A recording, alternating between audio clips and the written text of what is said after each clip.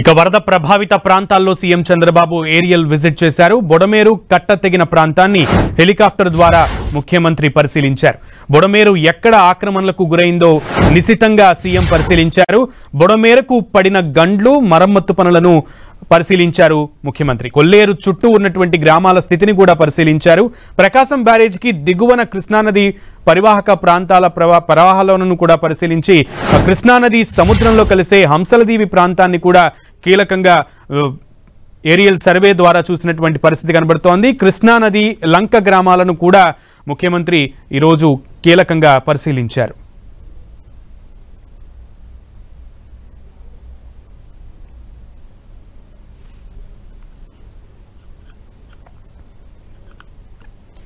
Right, కృష్ణానది వరద ఉధృతంగా ప్రవహిస్తున్న క్రమంలో కాస్త ఇంట్లో తగ్గిన క్రమంలో ఆ ప్రవాహాన్ని మొత్తాన్ని కూడా ముఖ్యమంత్రి చంద్రబాబు పరిశీలించారు.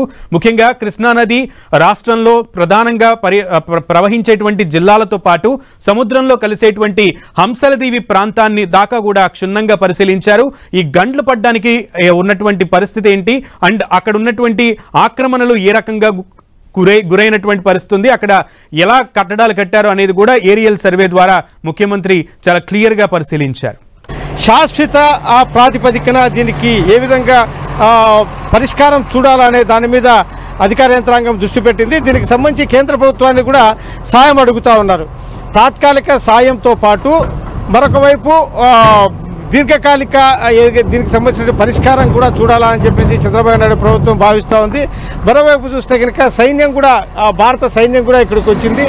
భారత సైన్యం కూడా దీంట్లో తమ సహకారము అందించేందుకు సిద్ధంగా ఉంది. మన విజువల్లో చూస్తూ ఉన్నాము. భారత సైన్యం కూడాను అక్కడ అంటే ఈ గట్టుకు ఈ తెగినటువంటి వైపుకు మరొక వైపు నుంచి వారు ఆ బోట్లలో ఉన్నారు. అటుపక్క నుంచి వారు కూడా సాయం చేసేందుకు ప్రయత్నాలు చేస్తున్నారు. అయితే ఇప్పటికే వారు వచ్చేసరికే ఈ రాష్ట్ర ప్రభుత్వం అధికార యంత్రాంగం స్పందించి 90% ఈ గండను పూడ్చివేసే కార్యక్రమము చేసింది. ఇప్పుడు మిగిలిన ఉన్నటువంటి ఈ మనకి విజువల్లో చూపిస్తున్నటువంటి ఏదైతే ఈ గండ ఏదైతే ఉందో ఈ గంటకి సంబంధించినటువంటి దీన్ని మటుకు పూడ్చివేయాల్సి ఉంది. మిగిలినవన్నీ కూడాను పూడ్చివేశారని చెప్పొచ్చు.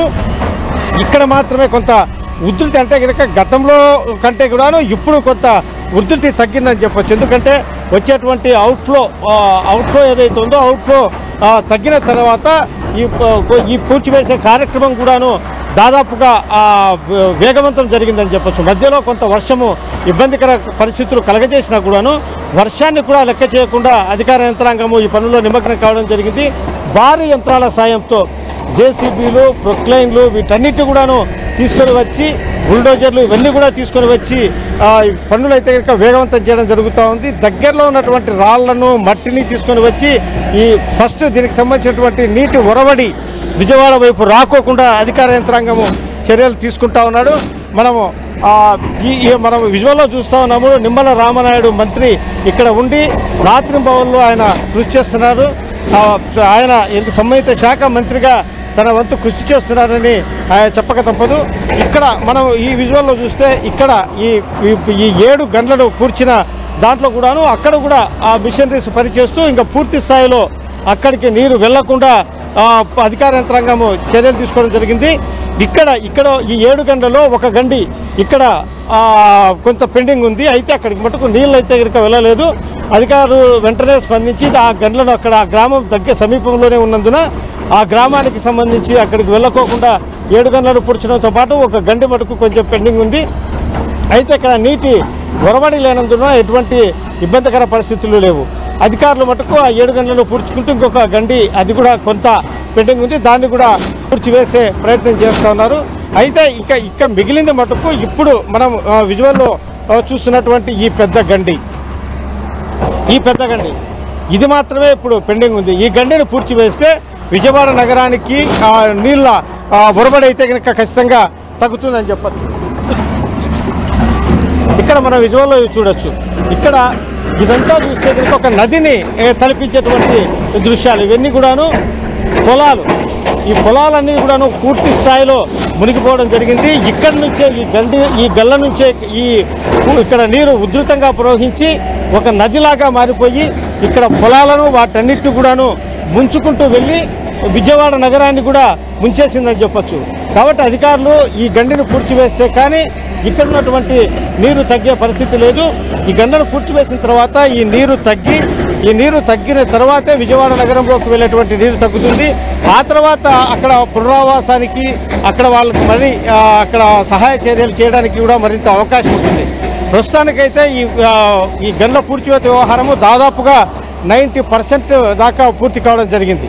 రైట్ విజయ్ చంద్రన్, అయితే ఇప్పుడు మీరు ఏదైతే చూపిస్తున్నారో ఆ ఒక్క గండి పెండింగ్ లో ఉంది. అది కనుక పూర్తి చేస్తే కనుక ఆ గండి కనుక పూర్తి చేస్తే కనుక ఇంకా విజయవాడకి ఎటువంటి ముప్పు ఉండదు అని అంటున్నారు. అది ఎంత టైం పట్టే అవకాశం ఉంది పూర్తవడానికి? ఈ గండిని చూస్తే కనుక ఇది చాలా పెద్దగా ఉన్నటువంటి వ్యవహారం. కాబట్టి ఎందుకంటే ఇక్కడి నుంచే ఎక్కువ ఉధృతంగా నీరు వెళ్ళేటువంటి పరిస్థితి ఉంది. కాబట్టి దీనికి సంబంధించి ఇది పూర్తి స్థాయిలో దీన్ని చేయాలంటే మరో 2 రోజులు పట్టే అవకాశం ఉందని చెప్పొచ్చు. ఎందుకంటే ఈ ఎన్ని మిషనరీలు పనిచేసినా గాను దీనికి సంబంధించినటువంటి పనులు ఎంత వేగంగా చేసినా కూడాను ఇది లోతు కూడా ఎక్కువ మట్టి కోసుకుపోవడం జరిగింది.